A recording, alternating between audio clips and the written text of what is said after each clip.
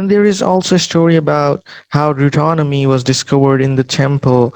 And I think Carl Sagan and Val Hussein who mentions this. Now, this is the region of Joshua around 621 BCE.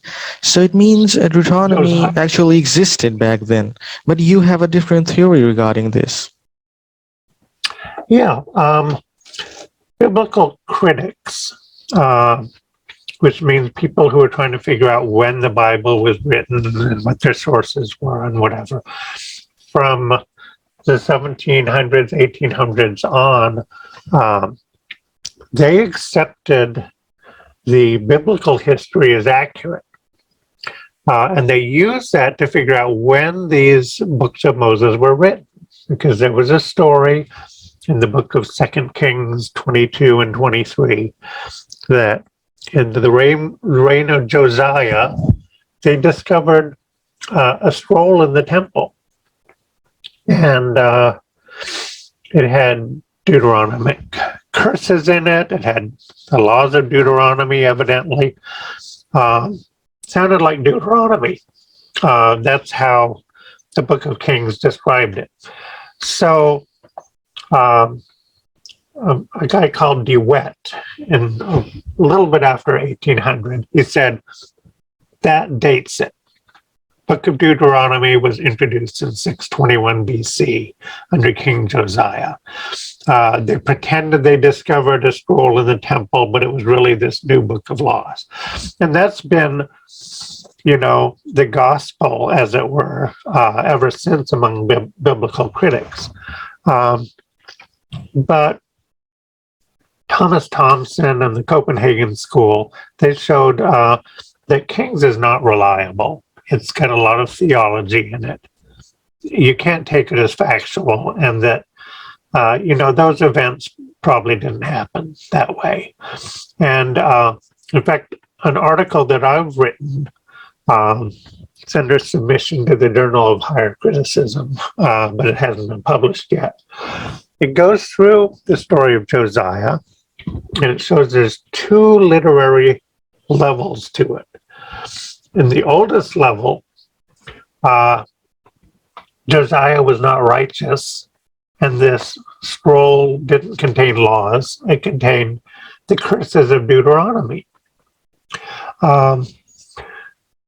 Because in this literary strata, all the kings from Manasseh right to the end, they were all wicked and evil. There was no righteous King Josiah who discovered the laws of Deuteronomy and initiated all these reforms. Rather, this scroll is referred to in the book of Deuteronomy. Moses said, I'm going to write down all these curses of Deuteronomy in a scroll, and we're going to have it next to the Ark of the Covenant so that at some later time it will bear witness against you. When your rulers sin, this scroll will bear witness that God will punish you. That's what the original scroll in 2 Kings 22 was. It was a book. It was basically the curses of Deuteronomy. It wasn't the laws. But then, and I'm able to reconstruct the original text. It's very consistent. Then later on, there's another layer where Josiah is a righteous king. This scroll had the laws that he initiated, and everyone repented, and everything was wonderful, and he was the most righteous king since David. And